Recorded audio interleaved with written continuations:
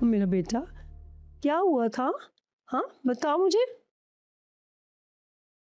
तुम बताओ, क्या हुआ था इसे?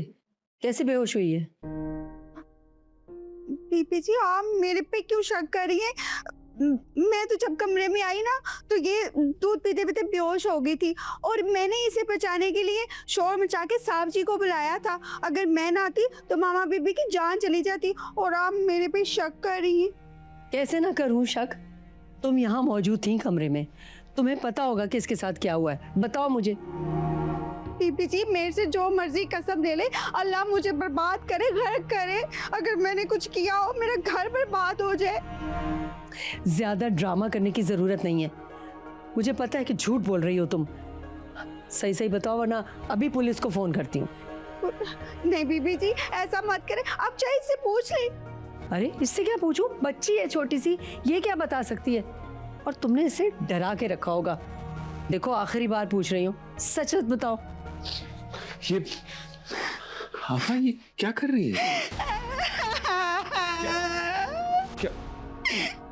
साहब जी, बेगम साहबा मुझ पे शक कर रही है। देखो तो सही, कितना बड़ा ड्रामा कर रही है।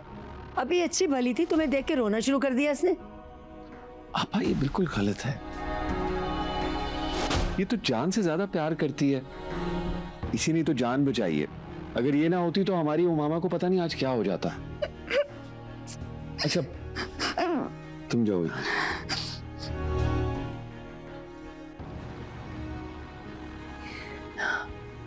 और मेरा बच्चा, तुम चाहे मानो या ना मानो, उमामा को अब एक माँ की जरूरत है और इस घर को एक औरत की। मान लो तुम मेरी बात। Please try to understand. इस तरह ब्लेम तो नहीं करते ना किसी को। मेरी अभी डॉक्टर से बात हुई है, वो कह रहा था कि शॉक लगा है, शी विल रिकवर। अच्छा, जो भी है, बस अब तुम्हें मेरी बात माननी होगी। मैं तुम्हारे लिए बहुत जल्द एक रिश्ता ढूंढ रही हूँ। मैंने अभी कुछ नहीं सुनना, सॉरी। अरे कमाल है मेरा बच्चा। ठीक हो ना?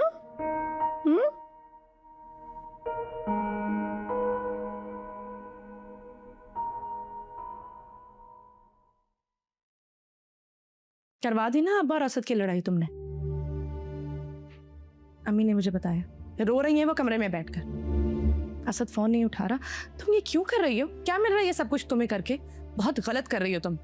क्या होगी तुम्हें नाइला? कसम ले लो, मुझे असद ने कुछ नहीं बताया। मुझे तो पता भी नहीं कि वो बाहर जाना चाहता है। मैं नहीं जानती इस बारे में कुछ भी। सब जानती हो तुम, झूठ मत बोलो।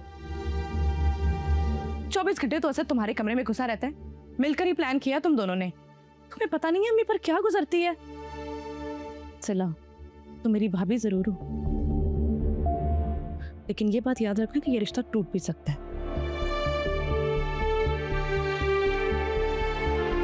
इसे तुम्हारी भाभी नहीं, कजन भी।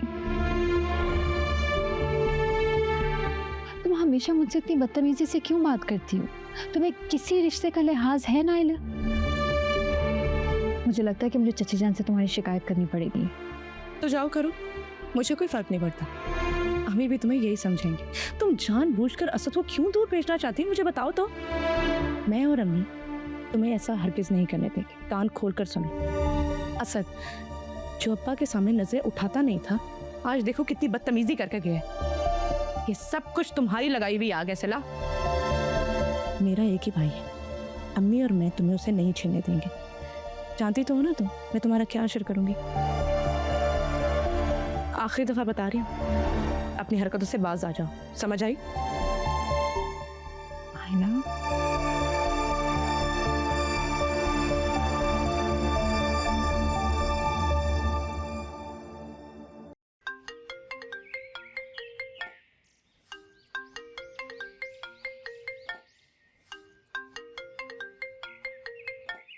क्या नाराजगी चल रही है? उठा ले फोन वरना बजता रहेगा। बजने दे, नहीं उठा रहा मैं। अरे घर से निकाल दिया मुझे, कहते हैं दफा हो जाओ।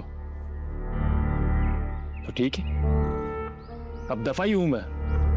करता रहे मुझे कॉल बार बार, मैं नहीं जा रहा। चाहे अम्मी कॉल करे तेरी भाभी। देख, इतना गुस्सा मत कर, ऐसे बात नहीं बननी, मैं जानता हूँ। भाभी से बात हुई थी मेरी, कॉल आई थी उनकी। जरा ठंडे दिमाग से सोच, अगर लड़ाई करेगा तो पैसे कैसे मिलेंगे? अरे पैसों का ही मसला है यार, नहीं दे रहे मुझे। घर भी चला गया ना तो पैसे कोई नहीं मिलने। जब देखो जलील करते रहते हैं मुझे। मुझे तो लगता है कि मैं उनकी सगी औलाद हूं ही नहीं। कोई तो जरिया होगा, कोई रिश्तेदार, कोई जानने वाला। तू है ना मेरा दोस्त। देख भाई, अपनी औकात सिर्फ चाय पिलाने की है। वैसे भाभी से पैसे क्यों नहीं मांग लेता? तूने बताया था कि भाभी के पास तो पैसे भी हैं।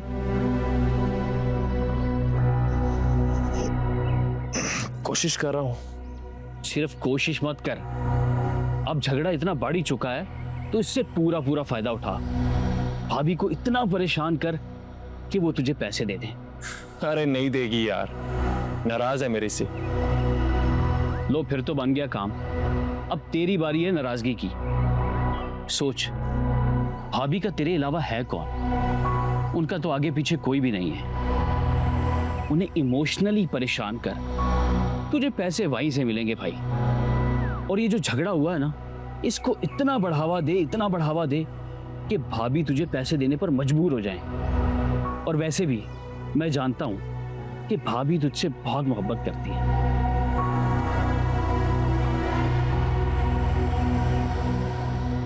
बात तूने पता ही की है।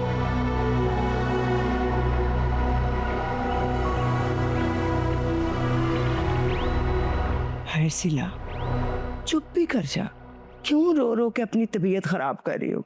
दादी नाइला छोटी है मुझसे, मैं भाभी हूँ, उसकी कजिन भी। लेकिन इतनी बदतमीजी करती है, कभी लिहाज नहीं करती। इस घर में जो कुछ भी हो रहा है ना, सबको लगता है कि वो मेरा कसूर है, सब मेरी वजह से हो रहा है। अरे बेटा, बोलने दे उसे। उसके कान ना मैं खींचूंगी। उसने तुम्हारे साथ बदतमीजी क्यों की, पूछूंगी मैं उससे। और ये ना तू रोना धोना बंद कर दे, वरना जिस्म से पानी कम हो जाएगा। और फिर इस घर को कौन संभाल लेगा? मुझे कौन संभाल लेगा? हमेशा मैंने ही संभाला है दादी, आगे भी संभाल लूंगी। क्या कुछ नहीं किया मैंने इस घर के लिए, लेकिन फिर भी उन्हें लग रहा है कि जो कुछ भी हो रहा है उसके पीछे मैं वजह हूं। अच्छा ठीक है, दिल हल्का कर ले, फिर जाके ना जा, चाय बना कर ला, और साथ में कुछ खाने को भी ले आना, ढूंढे भी उबाल देना। भी जिस्म में ताकत होगी तो तेरी उस सास से मुकाबला करूंगी ना। दादी, असद फोन नहीं उठा रहा है, पता नहीं कहाँ है। मुझे फिक्र हो रही है उसकी। देखिए कितनी बार फोन कर चुकी हूँ लेकिन नहीं उठा रहा। अरे बेटा, उसने कहाँ जाना है, आ जाएगा। ऐसे सिला बेटा, मैं तो कहती हूँ तू कहीं 2-4 घंटे के लिए नौकरी कर ले। एक घर से दूर रहेगी ना तो तुझे सुकून रहेगा, वरना तो ये इस घर के कामों में और झगड़ों में पड़ के खामखा अपनी जिंदगी खत्म कर लेगी तू। दादी, मैं सुकून इस हालत में नहीं देख सकती। अच्छा तो ठीक है, कर ले फिर अपना हाल से बेहाल, और अपने उस शौहर के लिए जो तुम्हें छोड़कर बाहर जाने की तैयारियां कर रहा है।